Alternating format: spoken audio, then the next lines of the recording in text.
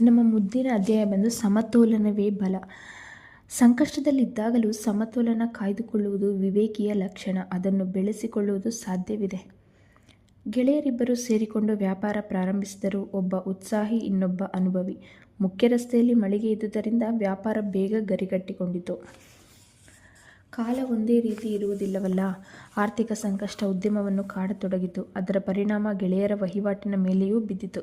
ವ್ಯಾಪಾರದ ಬಗ್ಗೆ ಅರಿವಿದ್ದ ವ್ಯಕ್ತಿ ಈ ಸ್ಥಿತಿ ಶಾಶ್ವತವಲ್ಲ ಎಂದು ಗೆಳೆಯನಿಗೆ ತಿಳಿ ಹೇಳಿದ. ಆದರೆ ಆತ ನಷ್ಟದ ಭೀತಿಯಲ್ಲಿ ಸಮತೋಲನ ಕಳೆದುಕೊಂಡಿದ್ದ. ಗ್ರಾಹಕನ ಮೇಲೆ ಕಿರುಚಾಡಲು ಆರಂಭಿಸಿದ. ಕೊನೆಗೊಂದು ದಿನ ಆತನ ಸಿಟ್ಟು ಗೆಳೆಯನ ಕಡೆಗೂ ತಿರುಗಿತು. ಬೇಸತ್ತಿದ್ದ ಗೆಳೆಯ ಗುಡ್ ಬಾಯ್ ಹೇಳಿದ. ಮಳಿಗೆ ಮುಚ್ಚದ ಬೇರೆ ದಾರಿಯೇ ಇರಲಿಲ್ಲ. ಸಮಚಿತ್ತ ಕಾಯ್ದುಕೊಳ್ಳದೇ ಇದ್ದರೆ ಕುಟುಂಬದ ಸಂತೋಷ ಕೂಡ ಹರಣವಾಗುತ್ತದೆ. ಕೆಲವರ ಬಳಿ ಹಣ ಇರುತ್ತದೆ, ಕೈಕಾಲಿಗೆ ಸೇವಕರು, ಇಚ್ಛೆ ಅರಿತು ನಡೆಯುವ ಮನೆಯವರು ಇರುತ್ತಾರೆ. ಹೀಗಿದ್ದರೂ ಸಂತೋಷದಿಂದ ಇರುವುದಿಲ್ಲ. ತಾವು ದುಃಖಿಗಳಾಗುವುದಲ್ಲದೆ ಜತೆಯವರನ್ನೆಲ್ಲ ಹಿಂಸಿಸುತ್ತಾರೆ. ಸಣ್ಣ ಕಾರಣಕ್ಕೆ ಕಿರುಚುತ್ತಾರೆ. ಕಂಡವರ ಮೇಲೆಲ್ಲ ಎಗರಾಡುತ್ತಾರೆ.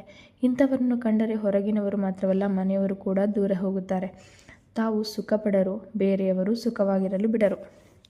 ಇದಕ್ಕೆ ತದ್ವಿರುದ್ಧ ಇರುವವರು ಇದ್ದಾರೆ. ನಿಮ್ಮ ಸುತ್ತ ಅಂಥವರು ಇರಬಹುದು. ತಮ್ಮ ಕೆಲಸ ಸರಿಯಾಗಿ ಮಾಡುತ್ತಾರೆ. ಸಾರ್ವಜನಿಕ ಸಂಪರ್ಕ ವಿಭಾಗದ ಕೆಲವರನ್ನು ನೋಡಿ.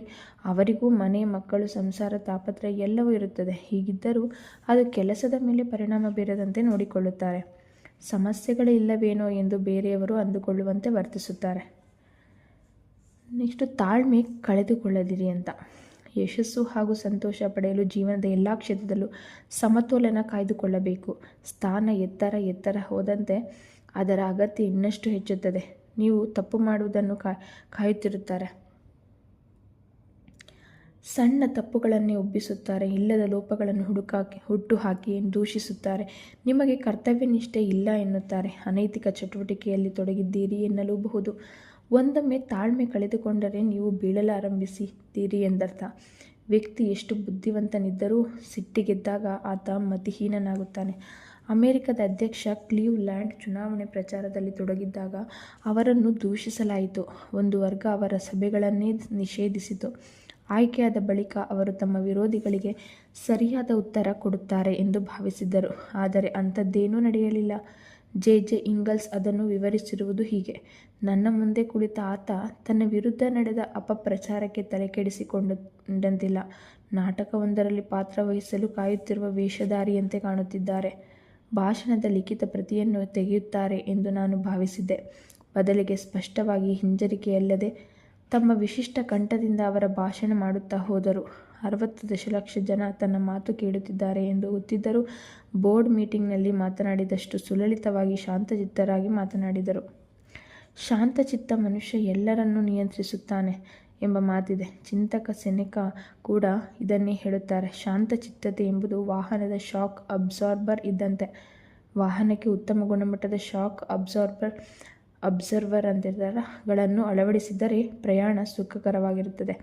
ದಾರಿ ಹಳ್ಳಕೊಳ್ಳಗಳಿಂದ ಕೂಡಿದ್ದರೂ ಸಮಚಿತ್ತದ ಮನುಷ್ಯ ಕೂಡ ಕಷ್ಟ ನಷ್ಟಗಳಿಗೆ ಕುಸಿಯದೆ ಜೀವನ ಮುಂದುವರಿಸುತ್ತಾನೆ. ಅಪರಾಧಗಳಿಗೆ ನಿಯಂತ್ರಣ ತಪ್ಪಿದ ಮನಸ್ಸೇ ಕಾರಣ. ಸುಲಭವಾಗಿ ಸಿಟ್ಟಿಗೇಳುವವರು ನರಕದ ಹಾದಿಯಲ್ಲಿದ್ದಾರೆ ಎನ್ನಬೇಕಾಗುತ್ತದೆ. ಸಮತೋಲನ ಒಂದು ಭ್ರಮೆ ಎನ್ನುವವರಿದ್ದಾರೆ. ಅದು ಸರಿಯಲ್ಲ. ಆ ಶಕ್ತಿ ನಿಮ್ಮೊಳಗೇ ಇದೆ. ಅದನ್ನು ನಾವು ಬೆಳೆಸಿಕೊಳ್ಳಬೇಕು. ಬೆಳ್ಳಿ, ಚಿನ್ನ ಇವೆಲ್ಲ ನೆಲದಾಳದಲ್ಲಿ ಇರುತ್ತದೆ. ಹೊರಗೆ ಬಂದಾಗ ಅವಕ್ಕೆ ಬೆಲೆ ಬರುತ್ತದೆ. ಯಾವಾಗ ನಾವು ಅದನ್ನು ಭೂಮಿಯಿಂದ ಎತ್ತಿ ಕೈನಲ್ಲಿ ಇಟ್ಟುಕೊಳ್ಳುತ್ತೇವೆಯೋ ಆಗ ಐಶ್ವರ್ಯ ನಮ್ಮದಾಗುತ್ತದೆ. ಈಗ ಹೇಳಿ, ನೀವು ನಿಮ್ಮ ಆಯ್ಕೆಯ ಕ್ಷೇತ್ರದಲ್ಲಿ ಉನ್ನತ ಸ್ಥಾನ ಏರಬೇಕೆಂಬ ಮಹತ್ವಾಕಾಂಕ್ಷೆ ಹೊಂದಿದ್ದೀರಾ? ನಿಮ್ಮ ಆಸೆ ಈಡೇರಿಸಿಕೊಳ್ಳಬೇಕೆಂಬ ಛಲ ಹೊಂದಿದ್ದೀರಾ? ಹೌದು ಎಂದಾದಲ್ಲಿ ನೀವು ಸಮಚಿತ್ತತೆ, ಶಾಂತ ಮನೋಭಾವ, ತಾಳ್ಮೆ ಬೆಳೆಸಿಕೊಳ್ಳುವುದು ಅತ್ಯಗತ್ಯ. Thank you.